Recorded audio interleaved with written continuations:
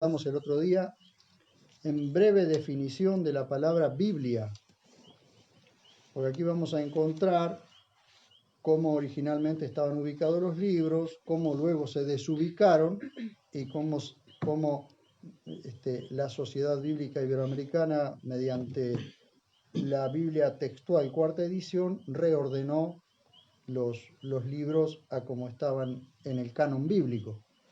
Así que vamos a ver si alguien quiere leer, y vamos a ir leyendo los pasajes para poder comprender un poco mejor.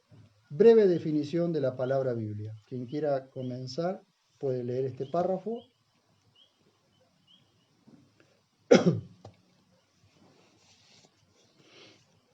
Biblos. Castellano, Biblia. Era la parte interior, o más bien la sustancia celular, del tallo del papiro. Castellano, papel.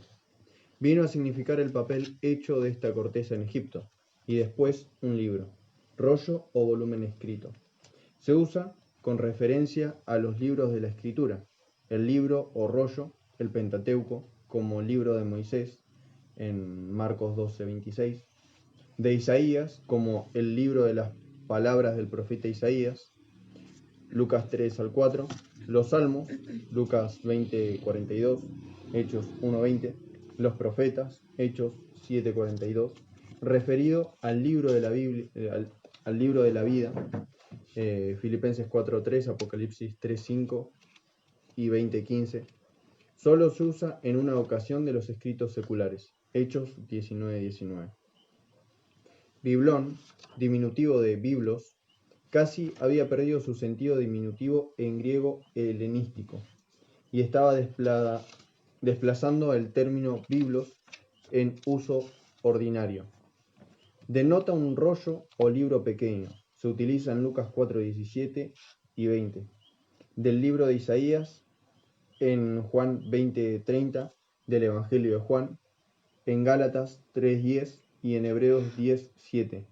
De la totalidad del Antiguo Testamento, en Hebreos 9:19, del libro de Éxodo, en Apocalipsis 1:11. 22:7, 9, 10, 18. Dos veces en el 19, de Apocalipsis. En Juan 21:25 y segunda de Timoteo 4:13. De libros en general. En Apocalipsis 13:8, 17:8, 20:12. De otros libros que serán abiertos en el día del juicio, conteniendo, según parece, los registros de las obras humanas. En Apocalipsis 5:1-9, el libro representa la revelación de los propósitos y consejos de Dios con respecto al mundo. Lo mismo el librito, en Apocalipsis 10:8, en 6:14 se usa de un rollo, el arrollamiento del cual ilustra la desaparición del cielo. Muy bien. Ven ustedes aquí por qué nosotros tenemos la palabra Biblia. Y vean ustedes todos estos pasajes de una forma u otra. Recuerden que en el viejo pacto la palabra no se usaba la palabra libro, sino se usaba la palabra rollo. Aunque cuando se traduce del hebreo al castellano, en el hebreo es sefer, la palabra sefer, entonces eso significa libro. Ustedes pueden encontrar eso, ese primer pasaje, vean ustedes en Génesis. Génesis capítulo 2, verso 4, van a encontrar allí la palabra sefer. Allí van a encontrar dos palabras, sefer toledot. Génesis 2, 4.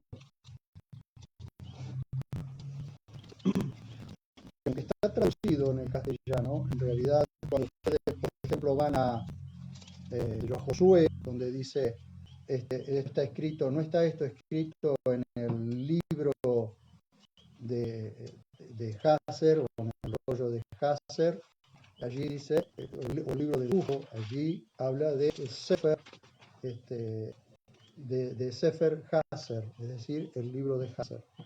Y acá nosotros vamos a encontrar en el capítulo 2, verso 4, esta es la escritura, aunque no en todas las traducciones está así. Me gustaría saber, quien tenga la Reina Valera, a ver qué dice, cómo dice allí. A ver. Estos son los orígenes de los cielos y de la tierra cuando fueron creados, el día que Jehová Dios hizo la tierra y los cielos. Bien, hay un problema allí, porque desaparece la palabra escritura. Esta es la escritura de los cielos y la tierra cuando fueron creados. Allí estaría la palabra Sefer Toldot, o libro de la genealogía, o libro del origen. Bien, lo van a encontrar también allí en el 5.1. 5.1, miren. Esta dice 5.1. Esta es la escritura. Nuevamente volvemos a tener la palabra escritura. Esta es la escritura de la genealogía del hombre, el día en que Elohim creó al hombre, lo hizo a imagen de Elohim. Esto lo escribe Adán, el primer hombre en la tierra, escribe esto hasta que aparece Set, a quien le entrega ese libro. Ese libro, ese Sefer, no, eran de arcilla. ¿Se acuerda que hablamos el otro día de lo escrito en arcilla? Eran tablillas de arcilla que se iban, se ponían, se pegaban así como un librito, se cerraban de arriba y de abajo. Eso era un Sefer, una escritura cuneiforme. Así se escribía. Entonces ahí ustedes tienen en el 5.1, esta es la escritura de la genealogía del hombre. Allí tienen la palabra Sefer como escritura. No existía la palabra Biblia como tal. Apareció luego, más adelante, ¿sí? De hecho, Biblos es el lugar de donde se extraía el papiro con lo que se hicieron los primeros papiros. Por eso también se llamó Biblos, después pasó a ser biblión, como si fuera una pequeña biblioteca o un conjunto de libros, ¿sí? A ver, alguien que pueda leer, por ejemplo, Apocalipsis 10:8 y Apocalipsis 6:14. 10:8. Sí.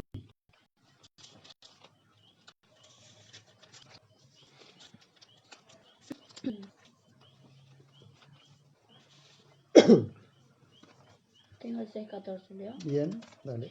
Y el firmamento fue replegado como un rollo que se enrolla, y toda montaña y toda isla fueron removidas de sus lugares. Bien. El cielo, está hablando allí del cielo arrollándose o enrollándose como si fuera un rollo. ¿Cómo sucede eso? ¿Sí?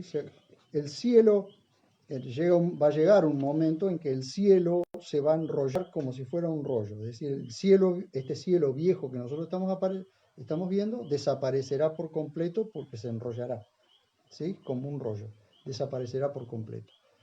¿Qué dice 10:8? Y la voz que oí del cielo habló de nuevo conmigo, y me dijo: Ve, toma el rollo abierto en la mano del ángel, que está en el pie sobre el mar y sobre la tierra. Bien, en algunos dice librito, pero es el rollo, ¿sí? Bien. Allí tienen, después ustedes lean los pasajes para poder ver ustedes en cada parte que dice el libro, pero cuando nosotros lo vamos a ver en el hebreo, lo vamos a ver en el griego, no dice libro, puede decir Sefer o puede decir Biblos, ¿sí? Eso es lo que tiene, eso, así se inicia, desde ese origen, se inicia la palabra Biblia. De hecho, ustedes pueden ver allí que dice organización canónica de los libros del Antiguo Pacto, según, o Viejo Pacto, ¿no? Según la tradición cristiana comparada con el orden original griego. Recuerden ustedes, una cosa es la tradición cristiana comparada con el original griego. Ustedes tienen allí cómo era la Biblia hebrea, cómo estaban ordenados los libros, cómo se ordenaron luego. ¿Cómo se ordenaron luego los libros? Recuerden que al viejo pacto, o el Tanaj, como se llama en hebreo, el viejo pacto, se le añaden luego, con los años, se le van añadiendo los libros del nuevo pacto, ¿sí? En la medida que se iban reconociendo como de inspiración divina, se le iban agregando esos libros. Pero la Biblia, recuerden que la escritura de la Biblia fue en más de 1600 años, desde Génesis, que es la compilación del libro, de los libros, hasta Apocalipsis en el año 95 que escribe Juan, son más de 1600 años. Si contamos con que Génesis fue escrito desde el primer día, tiene casi 5600 años. Así que luego la agrupación correcta, como debería ser, está abajo, ¿ven? Agrupación correcta según Lucas 24:44. Alguien si quiere leer para poder tener una idea qué dice Lucas 24:44. Este es el orden. Lucas 24:44.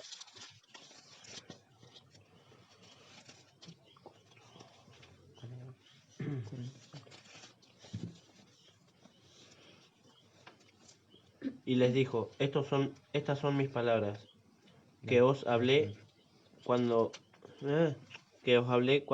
Ay, no sé por qué se me va eso. Y les dijo, estas son mis palabras, que os he... Ay, no hablé. Dame leo yo, gato. Y le dijo, estas son mis palabras, que os hablé estando aún con vosotros, que tenían que ser cumplidas todas las cosas escritas acerca de mí, en la ley de Moisés y en los profetas, y en los salmos. Bien. Vean ustedes las tres divisiones. La ley de Moisés, los profetas y los salmos. Cuando habla de salmos, habla de escritos. Salmos se le llaman a todos los libros poéticos. Por eso ustedes tienen agrupado allí. Miren ustedes, agrupación correcta según Lucas 24:44 en la cartilla, ¿sí? El Pentateuco, a lo que comúnmente en hebreo se le llama Torá, que significa enseñanza o instrucción, tienen los 5 primeros libros. Génesis, Éxodo, Levítico, Número y Deuteronomio. Eso es Pentateuco o la Torá, ¿sí? Luego viene la segunda división, los profetas, llamados profetas mayores, profetas menores, no por la importancia, sino por el tamaño del libro, ¿no? Porque son cortos o más largos. Entonces tienen profetas mayores, profetas menores, pero en total son 22. Luego fueron separados, ¿sí? Por ejemplo, Primera de Samuel, Segunda de Samuel fueron separados, Primera de Reyes, Segunda de Reyes, y esos son los libros de los reinos. Esos 4 libros es un solo libro en el hebreo, que es Reinos. Y luego tienen los salmos, llamados los escritos, ¿sí? Allí tienen a Job, Salmos, Proverbios, Eclesiastés, Cantares. Gracias a Dios, en la Biblia textual, 4ª edición, tenemos agrupados los libros tal y como fueron en un principio, ¿sí? Ahora sí, vamos a la otra división. Y aquí vamos a ir leyendo algunos pasajes a medida que vamos acelerando.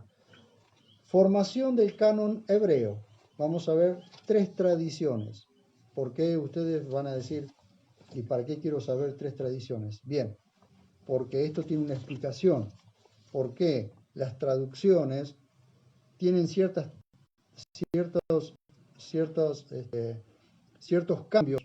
¿Por qué, por ejemplo, hay tradiciones o hay traducciones o versiones que tienen el nombre Jehová desde el principio, cuando en realidad ustedes van al hebreo y no existe eso, ¿sí? En los interlineales griegos, hebreos, no existe eso. El nombre Jehová no está en el principio de allí. Jehová Dios creó los cielos y la tierra, no. Eso no existe desde eso. Eso es una tradición que se llama tradición yavista. A ver, formación del canon hebreo, 3 tradiciones. Alguien que quiera leer este pasaje o este segmento, así seguimos.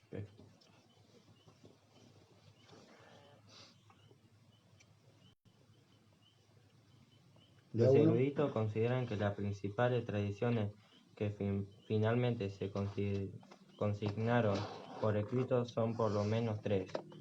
Una en que se usa para Dios el nombre de Yahvé, yo seré el que seré, y a la que por eso se ha llamado Yahvista. Otra que prefiere el nombre de Olim, Elohim. Elohim, Dios creador. Leer pasajes especiales 1 al 5, Biblia textual, que por tanto ha recibido la designación de Elohim. Y una tercera, más tardía, quizá de los últimos tiempos de la monarquía, y que por los temas en que hace hincapié y la importancia que se da en ella, al culto y al sacerdocio, se ha llamado sacerdotal. Los materiales de las 3 tradiciones o fuentes documentales se han combinado según el consenso de los eruditos modernos. En la composición del Pentateuco se ha sugerido con mucha probabilidad que el libro de la ley, encontrado en el templo en tiempo de Josías, podría haber sido una primera redacción del llamado Código Deuteronómico, o una recensión primitiva del Deuteronomio.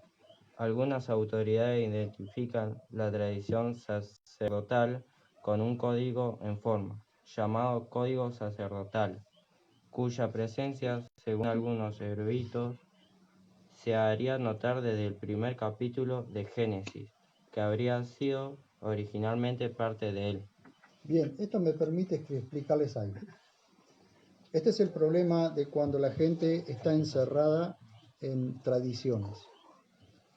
Cuando la persona, cuando en las iglesias se produce lo que nosotros llamamos iglesia tradicional, es decir, no se cambian las formas de hacer las cosas porque es una tradición, pero jamás se detiene a ver lo que dice la Escritura para ver si lo que se está haciendo por tradición es correcto o es así. ¿Bien? ¿Por qué hay 3 tradiciones acá? Entre los judíos o entre los hebreos, entre el pueblo de Israel, había 3 tradiciones. Una que se llamaba Yahvista, que ponía el nombre Yahvé o Jehová desde el principio, desde Génesis 1:1.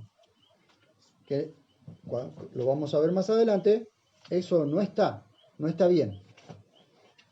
Código sacerdotal o los sacerdotes habían hecho del sacerdocio una tradición, entonces todo tenía que ver con un sacerdocio, ¿sí? Otra cosa que luego se perdía lo que realmente decía las escrituras, porque lo que decía el sacerdote era así.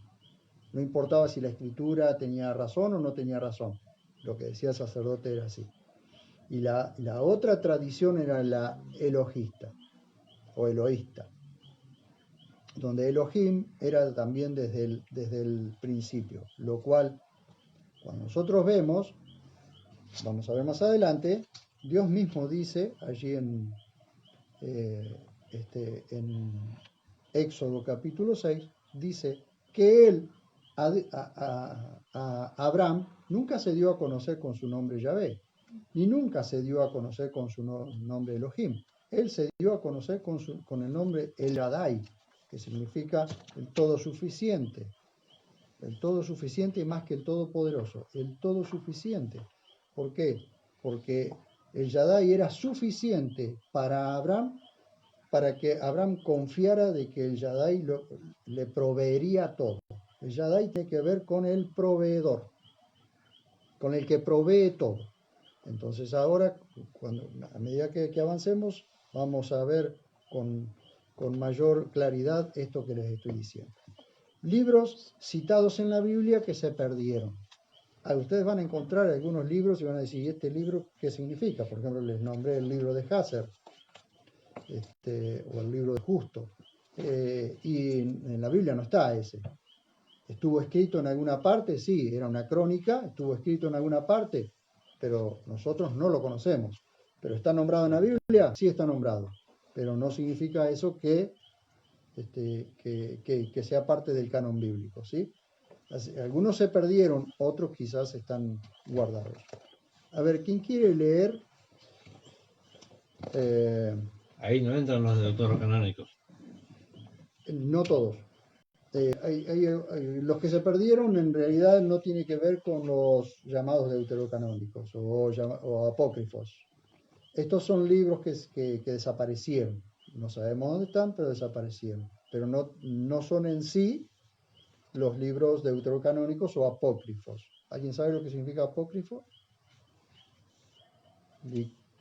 No, un apócrifo es falso, ¿sí? Un libro falso o fuera del canon, ¿sí? Bien, vamos a leer este párrafo. ¿Alguien más que quiera leer?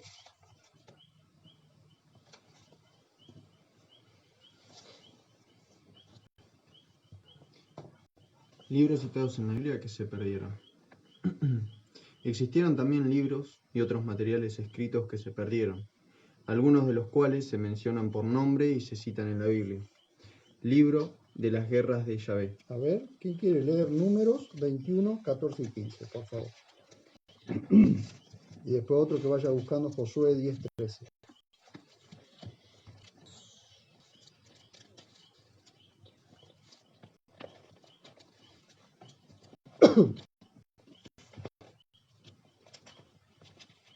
¿Otro buscando qué? Josué 10, 13. 21, 14 y 6.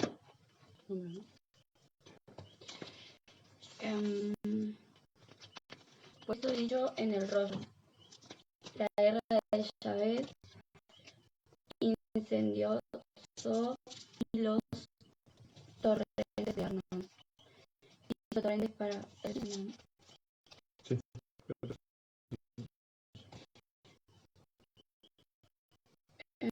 Hizo torrentes para que había todo el pueblo. Rollo de la guerra de Yahvé, ¿sí?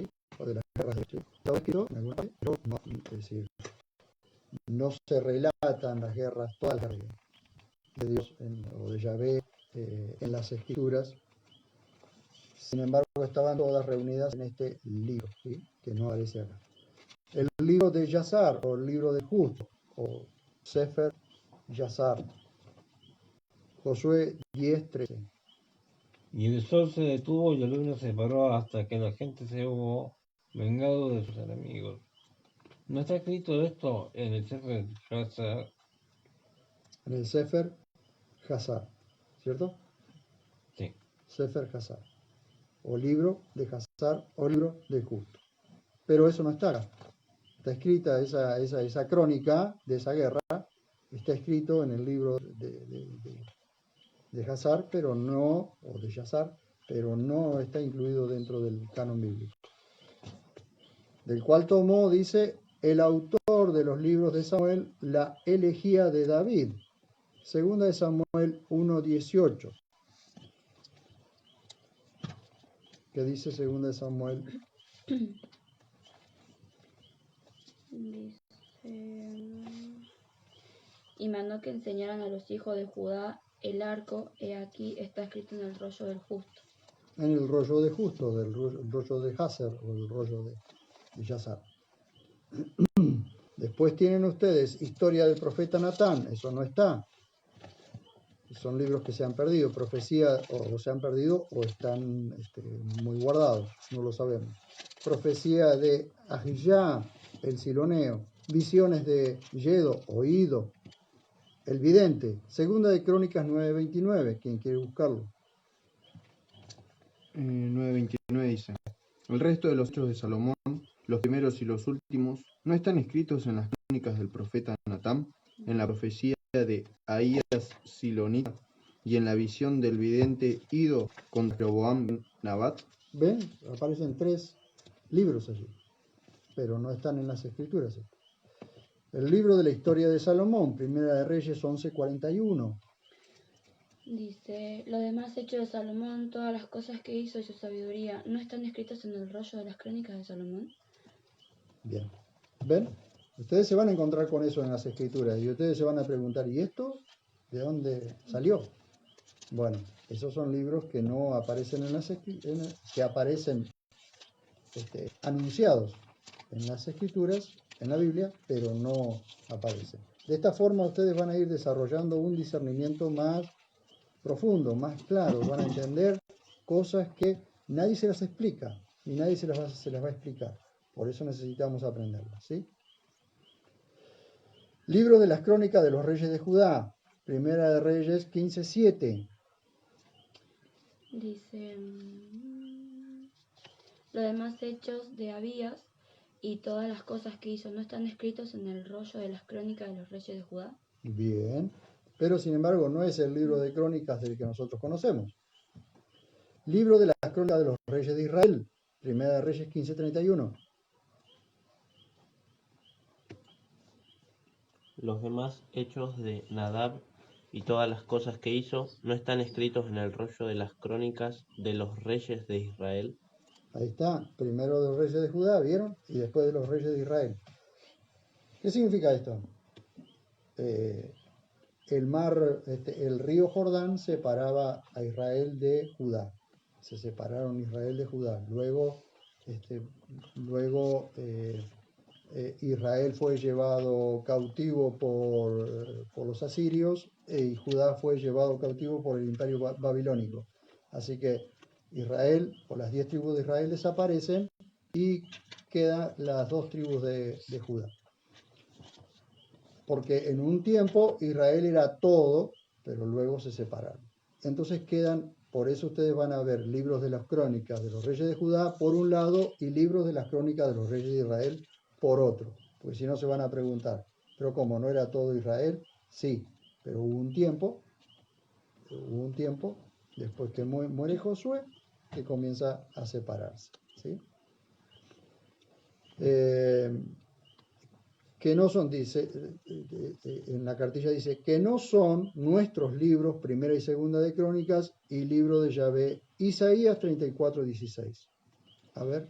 Escudriñad el rollo de Yahvé, leed, ni uno solo de ellos falta, ninguno echará de menos al otro, porque la boca le ordenó, su aliento los congregó. Bien. Continuamos con la lectura.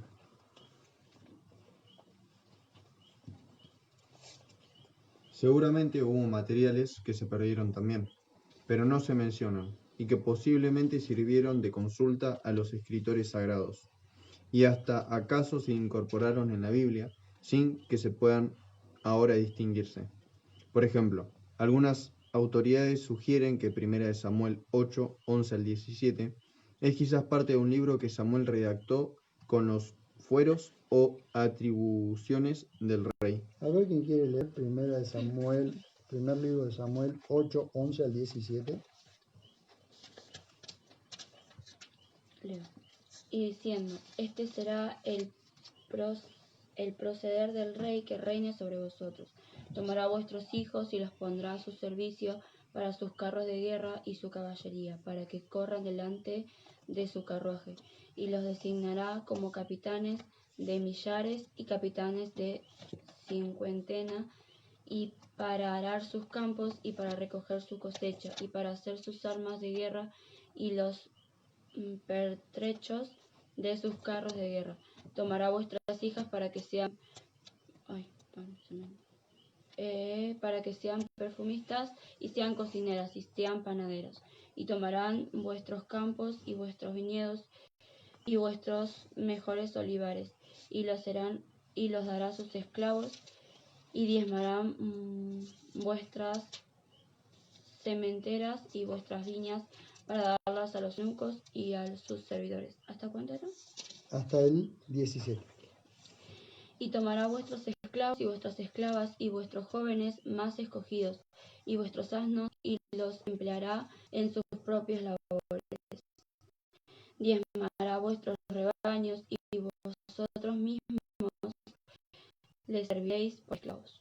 De ese párrafo, del 11 al 17, esto probablemente pudo haber sido escrito aparte por Samuel como una advertencia de lo que harían los reyes cuando eligieran reyes, cuando Israel eligiera rey como tenían las otras naciones, lo que el rey iba a hacer con su pueblo. Es como hoy podríamos decir lo que los políticos hacen con el pueblo.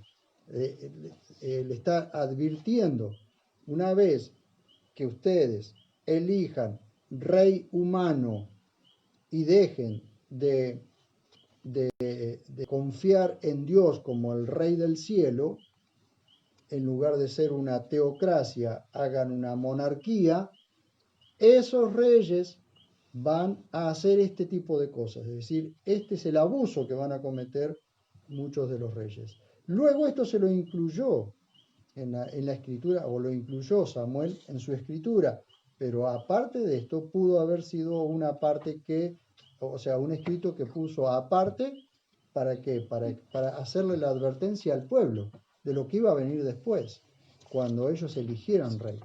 ¿Bien?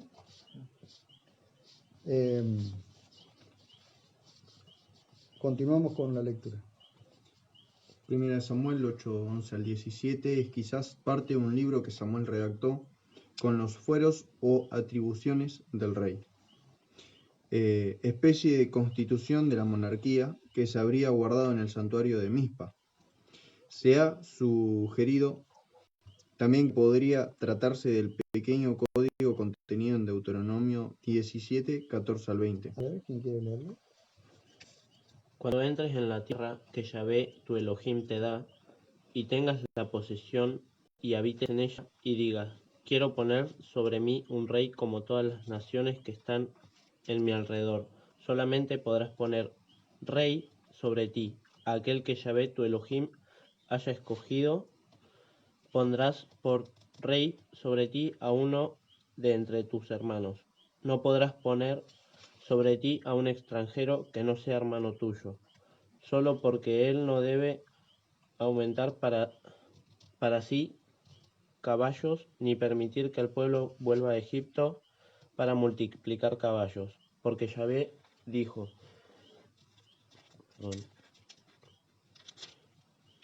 no volveréis nunca por ese camino, no aumentará para sí mujeres, para que su corazón no se desvíe, ni acumulara para sí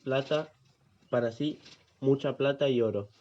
No sucederá que cuando sea establecido en su reino, él deberá escribir para sí una copia de esta ley, al cuidado de los sacerdotes levíticos, y la tendrá consigo y leerá en ellas todos los días de su vida, a fin de que aprenda a temer a Yahvé su Elohim, guardando todas las palabras de esta ley y de estos estatutos para cumplirlos.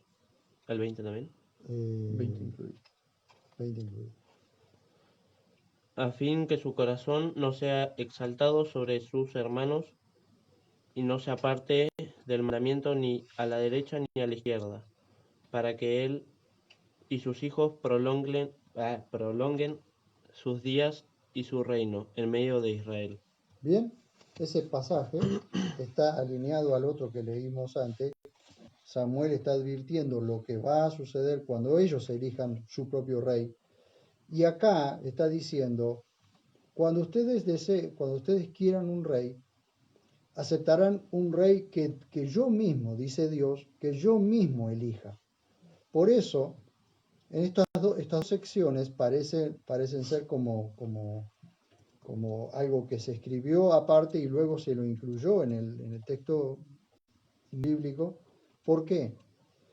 Porque en Deuteronomio lo escribe Moisés y en el otro lo escribe Samuel. Se alinean los dos. ¿Y qué hace? ¿Qué sucede allí? Recuerden ustedes que el primer rey que el pueblo elige fue Saúl. Y Saúl fue el primer rey de Israel y fue un desastre. Hizo exactamente todo lo que ya había advertido Samuel que iba a pasar. ¿Por qué? Porque Dios dice, le dice a Samuel, no te desecharon a vos, me desecharon a mí, dice, para poner un rey. Ellos eligieron su propio rey y luego eso les trajo problemas. Sin embargo, cuando Dios elige, dice, me elegí a alguien conforme a mi corazón, ¿a quién fue? A David. Dios eligió a David, ¿sí? Eso significa que cuando Dios eligió a alguien, lo eligió conforme a su corazón porque conocía el corazón de David. Si el pueblo de Israel hubiese dejado si el pueblo de Israel hubiese dejado a Dios elegir desde el principio, no hubiesen sucedido las cosas que sucedieron con Saúl, ni tampoco después con Salomón, porque recuerden que todas estas cosas después Salomón las hizo como si Dios dijo las cosas que iban a suceder luego, sabiendo que todas esas cosas los reyes iban a hacer. Y Dios se lo estaba advirtiendo. ¿Bien? Y estos dos pasajes parece que luego fueron incluidos dentro de lo que nosotros tenemos como canon bíblico. Continuamos la lectura. Deuteronomio 17, 14 al 20, que el deuteronomista, escritor muy posterior a Samuel, había encontrado e incluido en su versión del Código del Pacto. Sabemos positivamente que a fines del siglo VIII, el rey Ezequías mandó formar una colección de proverbios de Salomón, Proverbios 25.1. ¿Qué dice? Proverbios 25.1. ¿Se dan cuenta ustedes cómo de a pedacitos se va formando lo que es la Biblia, lo que es el canon bíblico, ¿sí? Proverbios no se escribió de una sola vez, todo el libro de Proverbios no se escribió de una sola vez y lo escribió todo Salomón. No, se van a dar cuenta que hubo otros escritores del libro de Proverbios. Solo que Ezequías hizo que se agruparan. ¿Sí? Ah, no. No estaba No 25, el problema 25.1 acá. Ah, sí. Sí. Sí, El otro. pero más adelante. No, no está. No, no está. 25.1. Uno no, ahí está el 2. 25.2. Sí, En la Reina la Valera. bandera está. Tienen razón. Sí, lean en la Reina Valera, porque es un colofón eso, se llama un colofón. Sí. También estos son proverbios de Salomón, los cuales copiaron los varones de Ezequías, rey de Judá. Bien, eso era como un título, por eso no aparece en la Biblia textual cuarta edición porque eso se lo llama colofón, como si alguien le pusiera un subtítulo, ¿ven? Como esto que ponemos así para dividir, esto era como un colofón o un subtítulo, ¿sí? Bien. Que se incorporó al libro de Proverbios canónicos, capítulos 25 al 29. Bien. Y que ordenó que en la liturgia del templo se cantaran salmos de David y de Asaf. Segunda de Crónicas 29:30. Segunda de Crónicas 29:30. El sábado expliqué algo que les voy a explicar ahora, nuevamente, les voy a explicar a ustedes, pero el sábado expliqué algo.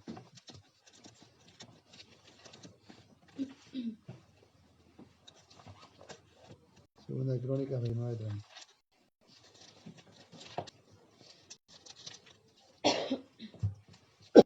El rey Ezequías y los príncipes ordenaron entonces a los levitas que alabaran a Yahvé con las palabras de David y del vidente Asaf, y ellos entonaron alabanzas con gran júbilo y se inclinaron y se postraron. Bien. El libro de los Salmos. El libro de los Salmos no fue escrito de una sola vez todo. Por ejemplo, ustedes van a leer, agarren un salmo cualquiera, vean cualquier salmo, van a ver que tiene un título.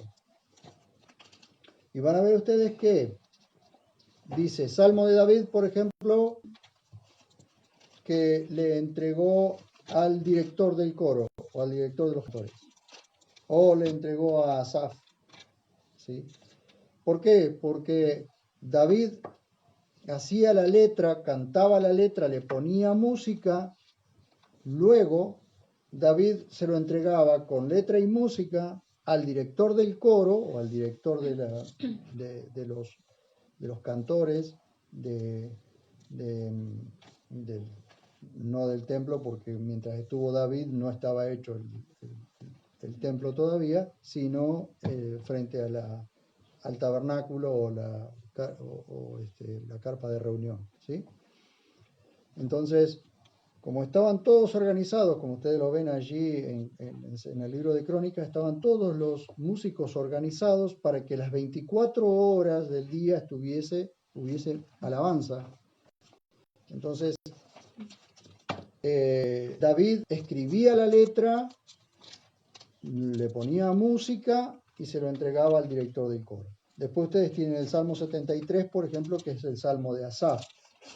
Asaf era el director del coro, él escribe el salmo, le pone música y después lo lleva al director del coro para que sea cantado por los levitas constantemente. Y todo eso después se fue agrupando hasta que se hizo el libro de los salmos. Pero el libro de los salmos está dividido en 5 libros, ¿sí? O en 5 secciones. Por eso ustedes van a ver libro primero, libro segundo, libro tercero. Así se fue formando la Biblia. No se formó de una sola vez, sino que parte por parte se fue formando. Ustedes van a leer allí los salmos y van a ver ustedes también que hay 2 salmos de Salomón, después hay otros salmos que no aparece el autor, como por ejemplo el Salmo 119, pero todos consideran que pudo haber sido Esdras el que lo escribió, o alguien que amaba realmente la palabra de Dios y escribió el Salmo 119 enteramente en alabanza a la palabra de Dios, ¿sí? Continuamos. Para eso, naturalmente, hubo que formar un himnario, una colección. No sabemos qué salmos le formaban, pero es probable que figuren en la sección del actual libro de los Salmos comprendida desde el 3 al 72, véase Salmo 72:20. Si quieren verlo, No por está. favor. No está. Pero en la Reina Valera dice, aquí termina las oraciones de David, hijo de Isaí. Es otro colofón, por eso no está. La reina. Un título, es un ¿Cuál es? subtítulo. Reina Valera. Así como algunos de la colección de salmos de Asaf, de la porción Salmos 73 al 83. Bien. No lo vamos a leer porque vamos a tardar un poco leyendo todos los salmos. Fue hecha por 2 personas que llevaban justamente uno el nombre de Reina y Valera. Profecías de Isaías y Jeremías. Entre los libros de Jeremías e Isaías, al parecer Isaías escribió algunas de sus profecías, 38, a ver quién lee 38.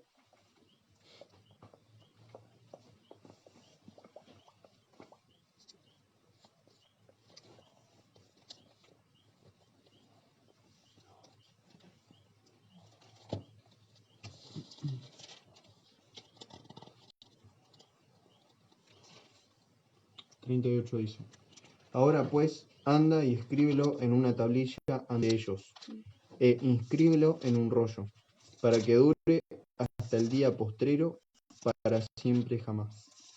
En una tablilla y un rollo, ¿sí? En Jeremías 36 se habla de un libro dictado por el profeta Jeremías que contenía los mensajes de Dios que le habían comunicado, 36:8, los cuales se llaman también las profecías de Jeremías, 36:10. Muy probablemente contenía parte del libro canónico de Jeremías, que fue el que quemó el rey Joacim y el que se sacó una segunda edición, o sea, una nueva redacción ampliada. 36-32, por favor, de Jeremías. No está. 46, ¿no? Pasa del 25 al 46. Sí, pero porque en realidad los libros como están en los capítulos y versículos como están en la Reina Valera, están desordenados. Entonces ahí en la Biblia textual, 4ª edición, se ponen en orden los capítulos que están desordenados en la Biblia textual, en la Reina Valera. ¿Por qué? Porque si no, no se entiende. A veces la profecía estaba después del cumplimiento. Y Baruc leyó a oídos del pueblo las palabras del rollo de Jeremías en la casa de Yahvé, en el aposento de Gemarías ben Safán, el escriba, en el atrio superior a la entrada de la puerta nueva de la casa de Yahvé. Bien. Para esta ocasión, en el capítulo 36, nos dice que el rey Joacim, o sea, Baruch era el escribiente del profeta Jeremías. Baruch lee las palabras que Dios le había dado a Jeremías. El rey Joacim, al momento en que escucha esas palabras, prende fuego el rollo, prende fuego esas primeras palabras. Entonces Dios le dice, volvé y escribí ahora más palabras. Entonces cuando le dice, escribí más palabras, Baruch, o sea, Jeremías, le dicta a Baruch y le dice, vuelve a escribir. Y le suma la sentencia que le da al rey Joacim.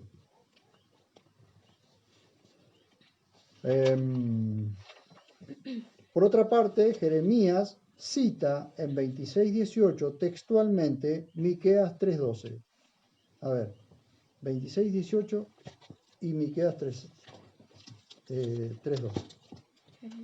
Recuerden que son dos profetas diferentes.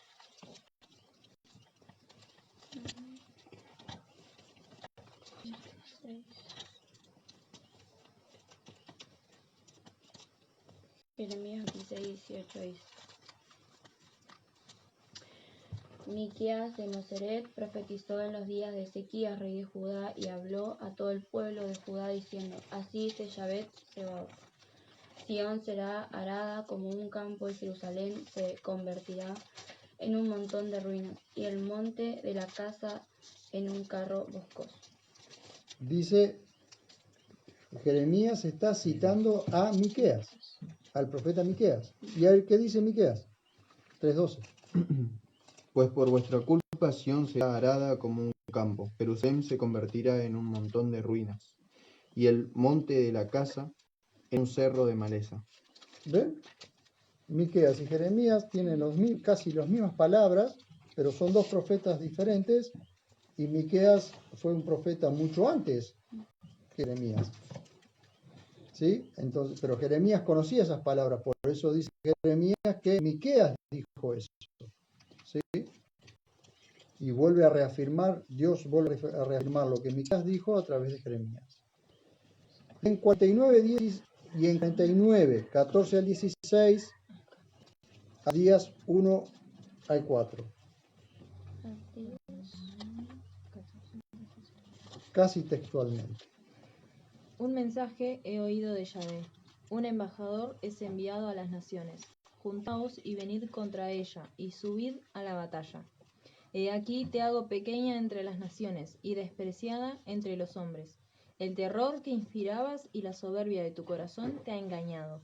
Oh tú que habitas en las hendiduras de la peña, aunque hagas tu nido como el águila, de allí te haré bajar, dice Yahvé. Eso es en Jeremías, ¿no? Sí. Bien. Abdías, que tiene solamente 21 versículos, van a ver que dice del 1 al 4. Sí. Visión de Abdías. Así dice Adonai Elohim a la Idumeo.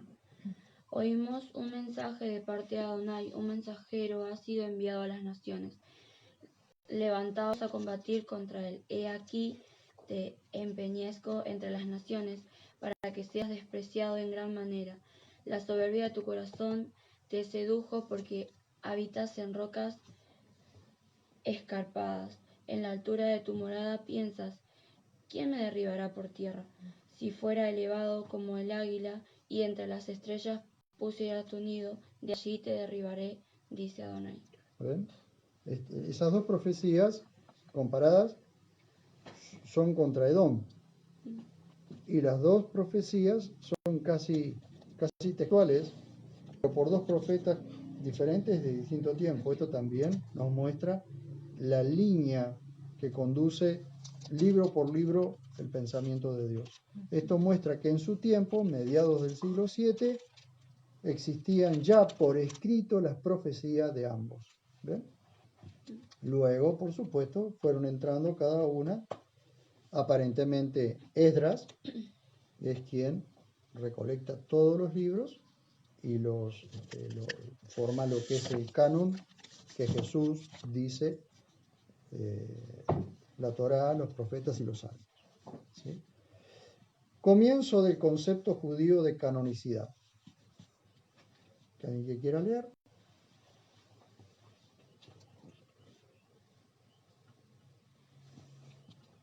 La primera alusión a un libro considerado tácitamente como Sagrada Escritura, o sea, como de autoridad divina, es la que se hace al libro de la ley, que se halló en el templo durante las obras de reparación del tiempo de Josías, en el Reyes. Segunda de Reyes 22:8, a ver. Segunda, 22. Romeyes. Entonces el sumo sacerdote Hilcías dijo al escriba Safán: he hallado en la casa de Yahvé el rollo de la ley. E Hilcías entregó el rollo a Safán, quien lo leyó. Bien. El libro de la ley. ¿A qué se refiere con el libro de la ley? Algo que ya estaba escrito, ya estaba compilado, eso estaba completo. Faltaban los otros profetas, pero había una parte de la escritura hebrea que ya estaba completo y estaban todos juntos ¿El esos primer libros. pacto? ¿Alguien sabe? ¿El libro de la ley cuál sería? La Torá. La Torá.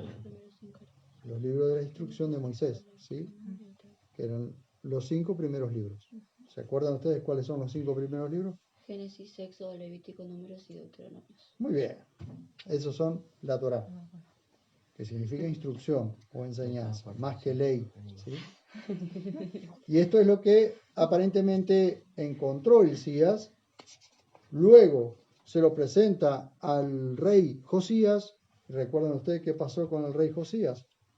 Teniendo alrededor de 18 años, Josías rasga sus vestiduras, se pone a llorar y hace que todo Israel comience realmente a volver a las escrituras. ¿Sí? Dice, en 23.2 se lo llama libro del pacto. Esto sucedió en el 621 a.C. Al parecer fue entonces cuando tuvo su comienzo, en cierto modo, el canon hebreo y de cierta manera también el concepto judío de canonicidad. Aunque iban a pasar muchos siglos antes de que se empleara esta palabra. Porque ese libro se leyó y oyó y fue aceptado por el pueblo como un libro cuyos preceptos debían ser recibidos y obedecidos como mandamientos de Yahvé. O sea, como palabra de Dios. 23.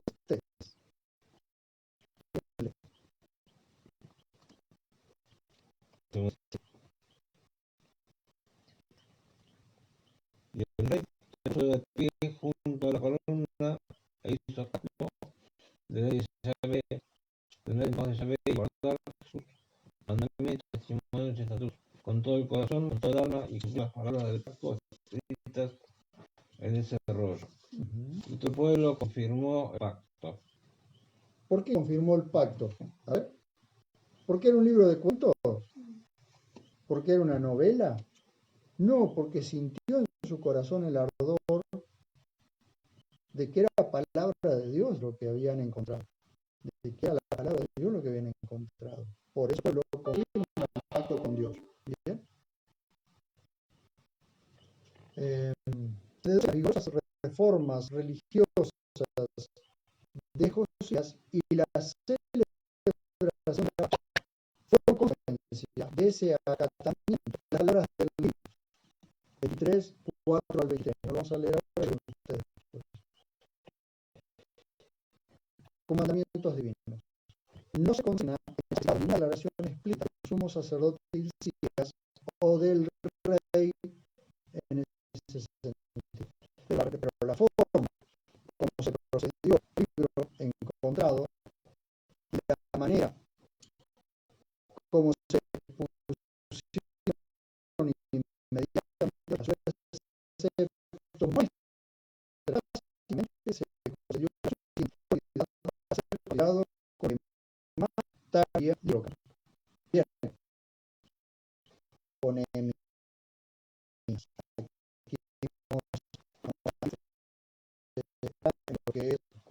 de los quizás. ¿Quién quiere leer este párrafo? En el libro de los Macabeos 2:13 se dice que Nehemías fundó una biblioteca y reunió los referentes a los reyes, los de los profetas de David y las cartas de los reyes sobre las ofrendas. Quizás los libros referentes a los reyes, a los de Samuel y de Canónicos, que los judíos llamaron profetas anteriores.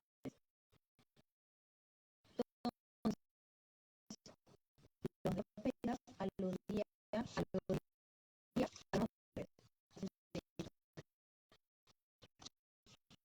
Los de David tenían unos salmos en una promoción de deducir cuáles son esas cartas de los reyes ofrendas.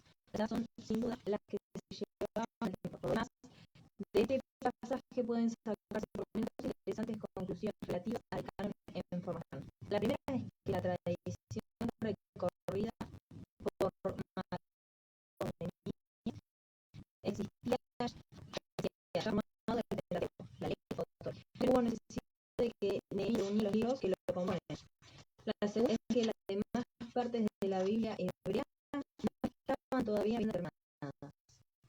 Los libros de que, como hemos dicho, seguro que se refería a los salmos, es alusión que parece indicar el principio de la hebrea llamada los libros, de la que los salmos es el primero y cuya mención podría tomarse como genérica de toda sección. De esta la manera como alguna esa sección en Lucas 24:44, cuando Jesús dice: todo lo que está escrito acerca de mí en la ley de Moisés, en los profetas y en los salmos, es obvio que Jesús aludía a toda la Biblia hebrea que se conocía ya en su tiempo. Vieron que al principio se nombra el libro de Macabeos. Macabeos, había primer libro de Macabeos, segundo libro de Macabeos. Estos fueron puestos aparte, considerados libros apócrifos, no incluidos en el canon.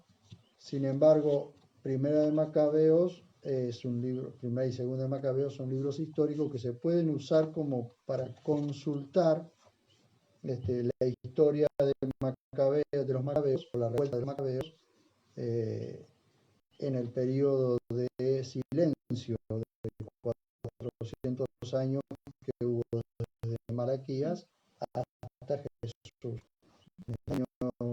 Cerca del año 200, el año 160. La revuelta de los Macabeos, que es cuando los Macabeos se levantan para defender a Israel, y allí está todo relatado. Pero Macabeos, el libro de Macabeos, en Macabeos 2:13, dice que Nehemías fundó una biblioteca y comenzó el trabajo de recolectar los libros, ¿sí? Bien, primera parte, Pentateuco, la ley de Moisés. Aquí ya vamos entrando en más especificaciones, así que aquí vamos a ir viendo algunas cosas que son internas de la Biblia. Primera parte, Pentateuco o la ley de Moisés. ¿Quién quiere leer?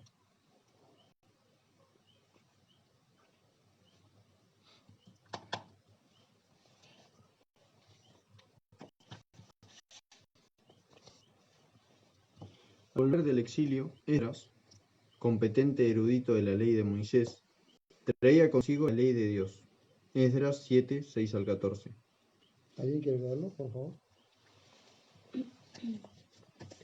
Están volviendo del exilio, es decir, están volviendo después de 70 años de estar cautivos en Babilonia. Están volviendo a Israel junto a Esdras en un segundo viaje, o tercer viaje, mejor dicho. Este Esdras subió a Babilonia, donde era escriba muy veloz de la ley de Moisés dada por Yahvé, Elohim de Israel. Y el rey le concedió toda su petición, según la mano de Yahvé, su Elohim, era sobre él.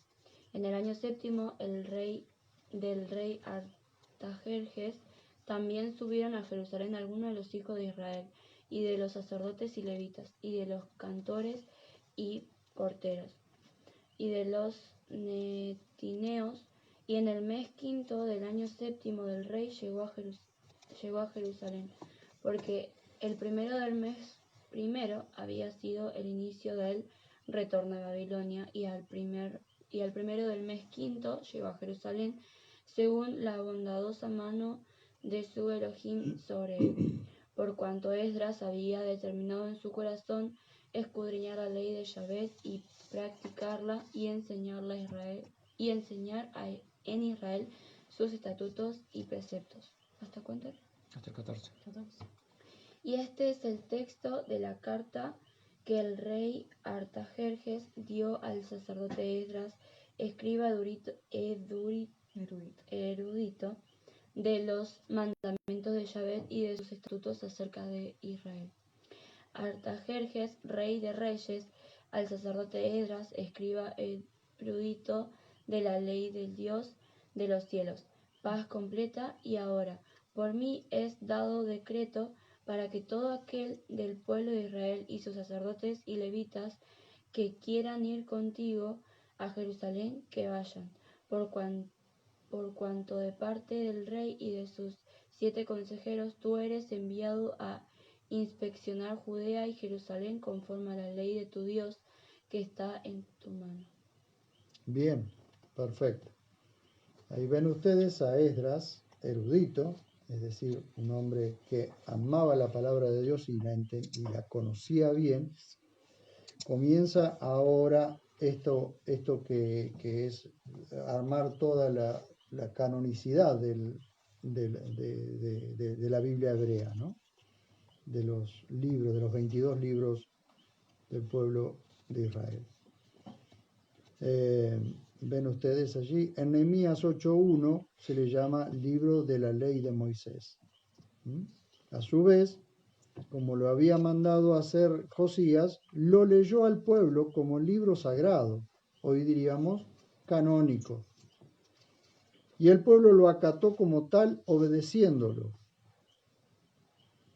Se ha sugerido que ese libro era el código sacerdotal, al que se ha aludido antes, núcleo del actual Deuteronomio. Otras autoridades creen más probable que fuera ya este libro completo en una primera recensión, mientras otras opinan que se trataba ya del Pentateuco mismo.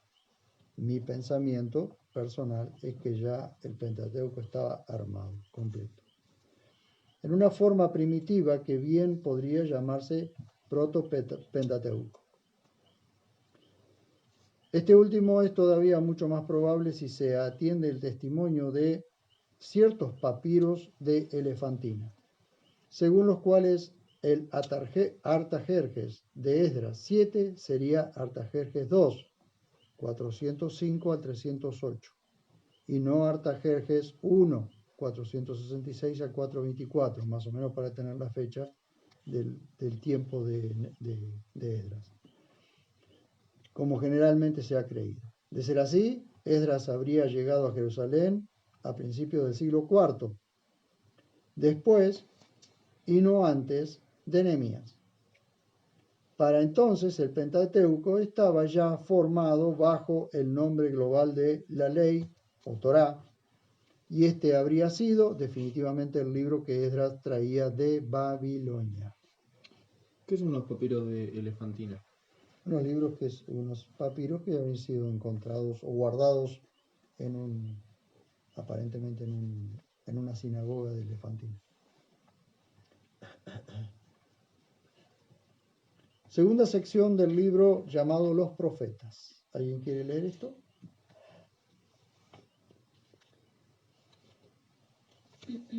En el libro de Daniel, escrito a principios del siglo II a.C., se dice que el profeta estaba estudiando en los libros la palabra de Yahvé que hubo para Jeremías en cuanto a la duración de la cautividad. El plural, los libros, parece aludir a la segunda sección del canon hebreo llamado los profetas, que habría quedado completada hacia el año 200 a.C. Esta referencia parece confirmarlo. El libro de Daniel mismo no pertenece en la Biblia hebrea a esa sección, sino a la tercera, llamada de los escritos. Bien. Recuerden ustedes que Daniel estaba leyendo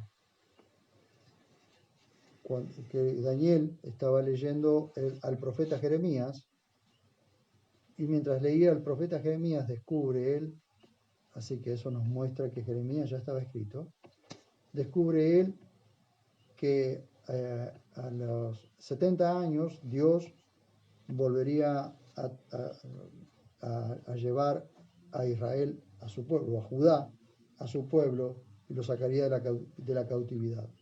Para esto era el año 69, entonces es allí cuando Daniel, por medio de esta lectura, que a los 70 años cumplidos Dios liberaría a su pueblo, en el año 69 de la cautividad, Daniel está leyendo esto y comienza a orar por la liberación de su pueblo. Cumplidos los 70 años,